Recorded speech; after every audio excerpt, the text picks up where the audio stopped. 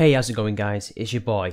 Now, recently I saw Bunty King got into some trouble, or rather, he had a little bit of a backlash on Twitter. Now what happened was, he's been watching 3 Arrows. Now 3 Arrows is an SJW YouTuber who I believe also follows me on Minds.com.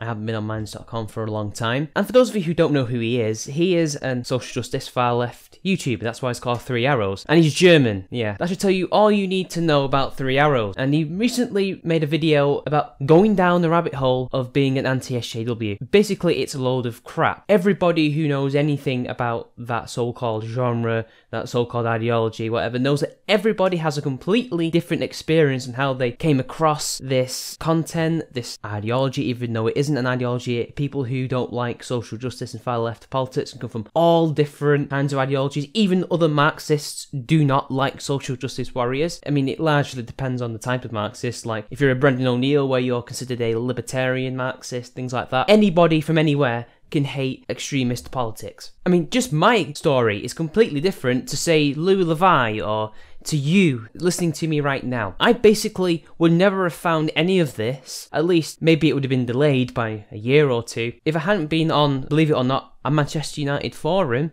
and somebody had posted in the off-topic part of the forum the Zoe post. If I'd never seen that and then ended up watching all the different videos that were made about it from Jim and Mundane Matt and everybody could possibly imagine, I wouldn't be here. I wouldn't be making these videos. I wouldn't even be here talking to you. I would either be doing something else with my life. I could have easily become an NPC. I could have been anything. That's my story, and it's completely different to everybody else. There is no one way. And he was trying to make it out like this is some general thing that everybody who has ever watched that and who's now seen the light and returned to the far left has gone through, when it isn't. That's like one person's experience that he's decided to turn into a general experience, when it really isn't. I mean, as I've always said, there are completely different communities of, I guess you could call it, anti-SJWs. It's such a nebulous term. I mean, there are people who we don't even know about in different countries or in different areas of our own countries on YouTube or on some other website or in real life fighting against this crap, and we don't even know who they are. It's so big and vast that there's no point trying to make this kind of thing unless you're trying to put something in a box to attack, which is what 3 Arrows is doing. Anyway, back to Bunty King. He watched this video and it made him realise why he privated all his political videos, because he just could not handle the heat in the kitchen. He just could not handle these fans, these people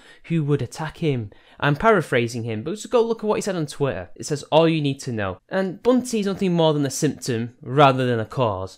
There are people like him who jumped on the bandwagon, who have no principles, and thought, hey, I can make some of these political videos and I can become really famous off the back of this and then end up in the YouTube mainstream within a matter of months. Easy. These people will definitely stay with me and watch my mainstream content. And the thing is, we need to ignore these types of people because there's always going to be these types. In another couple of months, he won't even be watching 3 Arrows. He'll be watching somebody completely different, or he will have gone. These types of people either are principled but are too cowardly to stick by them, or to express these principles and stick up for them, or they never had any to begin with, and they just latched onto something because they thought it was cool, or they're the type who thinks that they want to bring some kind of change. They don't know what this change is, and when they see that, believe it or not, fighting social justice and communism and Marxism and progressivism is a fight that's going to take decades as opposed to a couple of months to a year, well, then they get really annoyed and switch sides. Or they're just opportunists, hoping to get a quick buck. We just have to ignore these people. We all know the signs, we all know what these people are like, so just really a case of avoiding these people, because at the end of the day, what are they going to do? What are they going to bring to this debate? What are they going to bring to the culture war? Nothing. They're not going to bring anything. They're just there to leech off of people. Ignore them. You can criticise them all you want, but at the end of the day, what are you going to do? You're not going to change their mind. You're not going to bring them back into the fold. It would be disastrous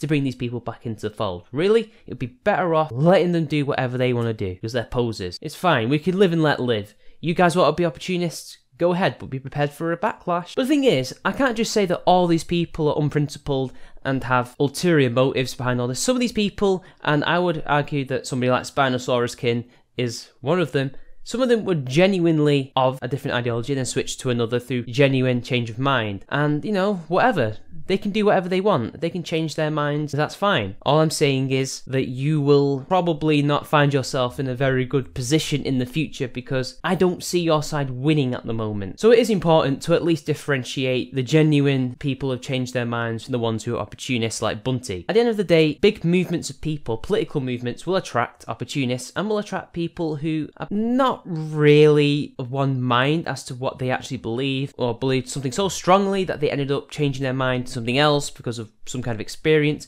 There are some people who naturally just swap from one ideology to another throughout their lives, and that's just what they're going to do. And it's important for those of us who feel very strongly about our principles and beliefs.